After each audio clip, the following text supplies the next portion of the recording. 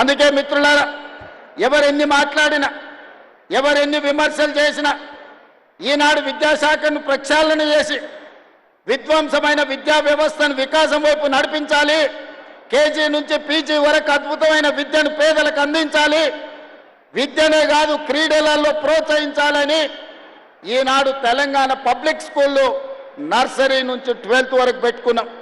ఇదే కాదు, ఈనాడు young India integrated residential schools ప్రభుత్వమే తెలిసో తెలియకనో ఎస్సీలను ఒక దగ్గర, ఎస్టీలను ఒక దగ్గర, బీసీలను ఒక దగ్గర, మైనారిటీలను ఒక దగ్గర, మిగతా వర్గాలను ఇంకొక దగ్గర హాస్టళ్లు పెట్టి చెప్పకనే కుల విభజన చేస్తున్నారు. మన మధ్యలో కులాల మధ్యన గోడలు కడుతున్నారు. నేను ఆలోచన చేసిన, కుల వ్యవస్థ నిర్మూలన జరగాలంటే ఈ అడ్డు గోడల్ని కూల్చాలని young India integrated residential schools ప్రారంభించి SC, ST, BC, minority, upper caste అందరినీ 500 మంది విద్యార్థులను, 2500 మంది విద్యార్థులను 25 ఎకరాలలో అద్భుతమైన ఇంటిగ్రేటెడ్ రెసిడెన్షియల్ స్కూల్స్ని డిజైన్ చేసినాము. ఈరోజు నిర్మాణ దశలో ఉన్నాయి, తొందరలోనే పూర్తయితాయి. ఇలా చదువు ఒక్కటే కాదు, స్కిల్స్ ఉండాలి. ఈనాడు ప్రపంచంలో వైట్ కాలర్ జాబ్లు ఏఐతో పోతున్నాయి. ఈరోజు బ్లూ కాలర్ జాబ్లు సృష్టించాలి అని అంటే శిక్షణ నైపుణ్యం ఉండాలి, వృత్తి నైపుణ్యం ఉండాలి.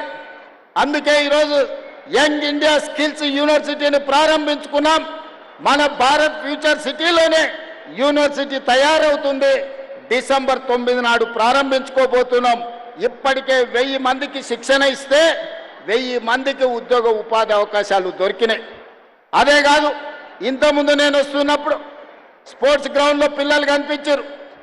వాళ్ళని కలవడానికి వెళ్తే ఆ పిల్లల్లో ఎంత నైపుణ్యం ఉందంటే, కాసేపు ఫుట్బాల్ ఆడి చూస్తే అద్భుతంగా హైదరాబాద్లో అకాడమీలో ఆడుకుంటున్న పిల్లల కంటే ఆరుట్ల గ్రామ పాఠశాలల్లో ఈరోజు ఫుట్బాల్ ఆడటమే కాకుండా ఆడపిల్లలు అక్కడ బాస్కెట్బాల్ ఆడుతూ కనిపించారు. క్రీడల్ని ప్రోత్సహించాలి.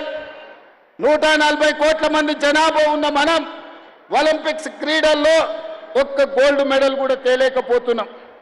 నేను సౌత్ కొరియా స్పోర్ట్స్ యూనివర్సిటీ ఆ దేశానికి వెళ్తే ఒక స్పోర్ట్స్ యూనివర్సిటీకి వెళ్ళి చూద్దాం ఎట్లుందో అని. ఆ క్యాంపస్ 30 ఎకరాలలో ఉంది.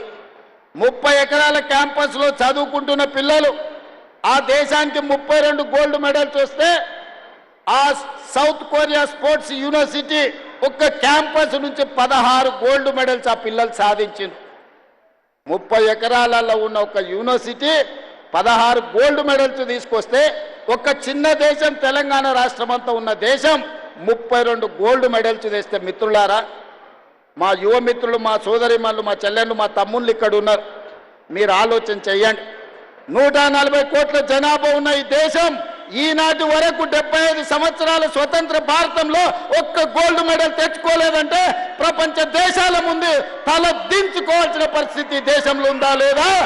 ఈ చరిత్రను తిరిగి రాయాల్సిన అవసరం మన తెలంగాణ బిడ్డల మీద ఉన్నదా లేదా ఒక్కసారి ఆలోచన చేయండి.